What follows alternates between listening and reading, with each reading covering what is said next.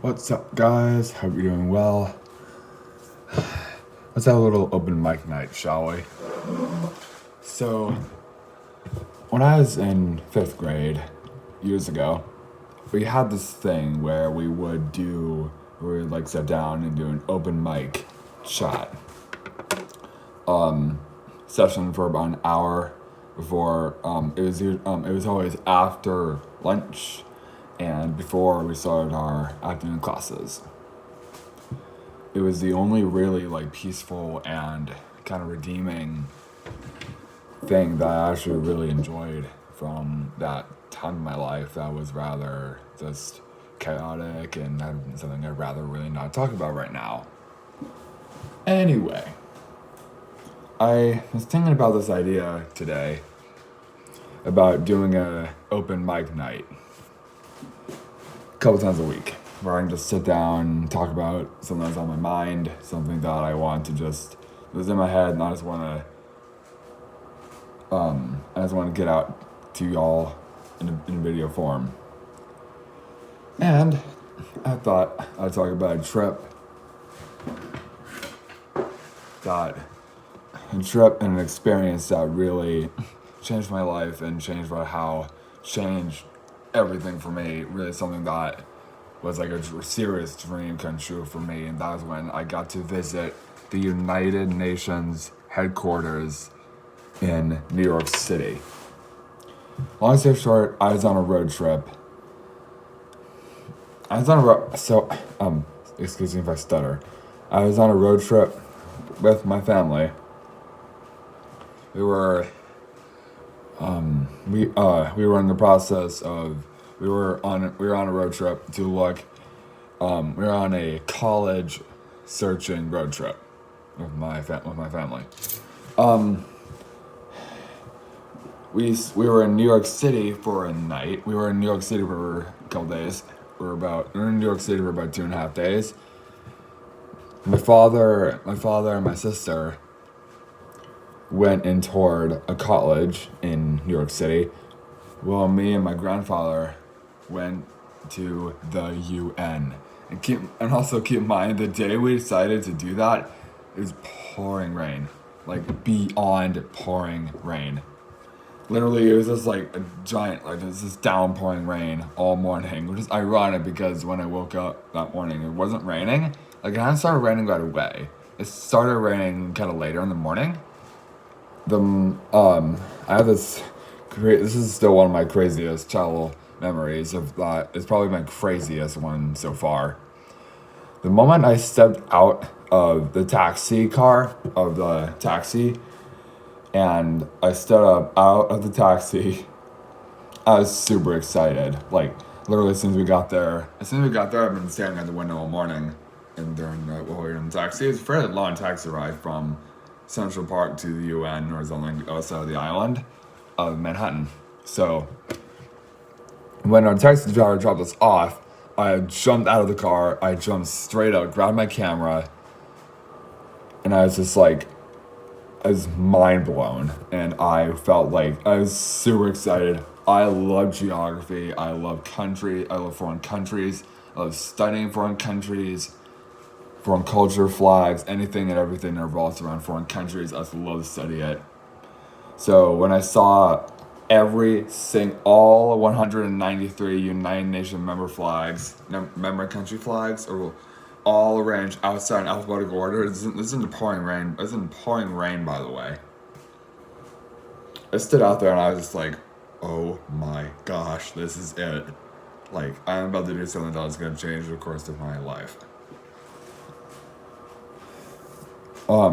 So we tried to walk, because like we were under the impression like we were under me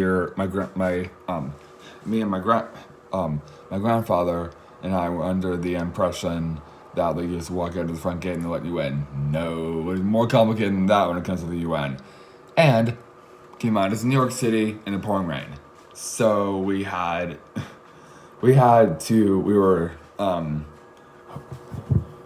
deterred from going in the front gate, so we had to walk across the street. We had to cross the street in the heaviest heaviest, the pouring rain. We had to go into like a little security shack, and then go into this tiny shack that I swear the snack shack in California, the snack shack on the beach in El Porto, California is larger. It's like 5 times larger than this tiny little security shack. There's literally this little shack that the UN uses for the security, with their touring, their security check-in stuff, whatever, whatchamacallit. So as soon as I walked in the door to that place, I would head to toe, drenched in rain. Keep in mind, I live in Arizona.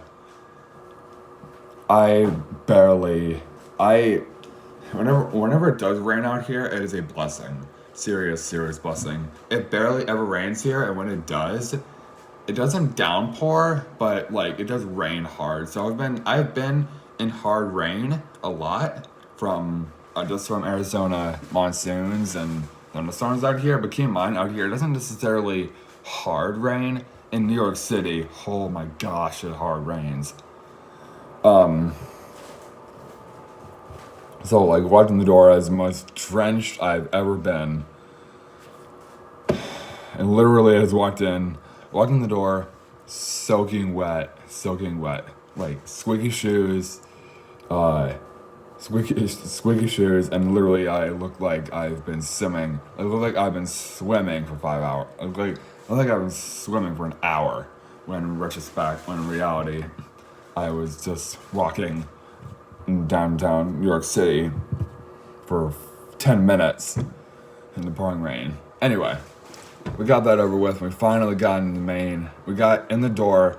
We got through the front door of the UN, and once again, my mind just went to the floor. It was just super exciting, the whole thing. I got to see, keep in mind, the only way to obviously see the UN headquarters in New York City through our organized tour.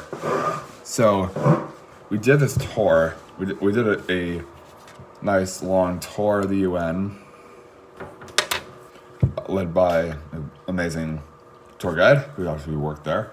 There was flags, there was art, there were flags, there were art, there were gifts all over the place. The entire main ballroom and like the main entry ballroom and like the whole complex of the UN is decorated in the most beautiful pieces of art, and just like they're all like gifts that the countries of the UN have given to the UN. Like for example, there was a mosaic piece of art. I forgot which country it was from specifically, but there was a mosaic. There was this beautiful mosaic there's a mosaic that literally portrayed the golden rule, like literally in like physical picture form, in like form as art. Picture of a group of completely different people, and had the golden rule written on it. I still think that is the most beautiful piece of art I've ever seen. Coming from someone who really enjoys art. And then the crown jewel of that whole experience was and I hope I get this name right, was seeing the UN, like the General Secretary or something, General Council meeting room. I've seen that room millions of times on the news and just like out in the world, and seeing that room, seeing one of the most powerful rooms in the world, like up close and personal, like with my own eyes, I think that was a moment that changed everything for me. Considering like I devoted a large part of my life to studying geography. I love geography so much. Studying foreign countries and just like understanding them is something that I just found so passionate about. And I love the UN. I love everything they do. I fully support like their mission because it's the only way to. The UN was not created to take humanity to heaven. It was to save humanity from hell. Dag Hammarskjöld. That is a quote that is actually on the walls That's a quote I saw on the wall of one of the sections, or one of the areas of the UN building.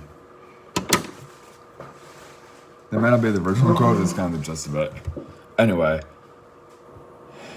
the day I got to see the United Nations headquarters in New York City was a moment that I'll always remember, cherish, and just reflect on super fondly, because I love geography, like I said. I love studying foreign countries. I devoted my life to it. I find it so fascinating what makes these foreign countries outside of the United States, the world outside of our country, like what makes it the way it is, honestly. So that was my little open mic shot night. Hope you guys find this enjoyable. I hope you're all having a great day. I know I am. Today's actually my birthday. So I've been sure having a great day, and hope y'all are too. And I'll talk to y'all later.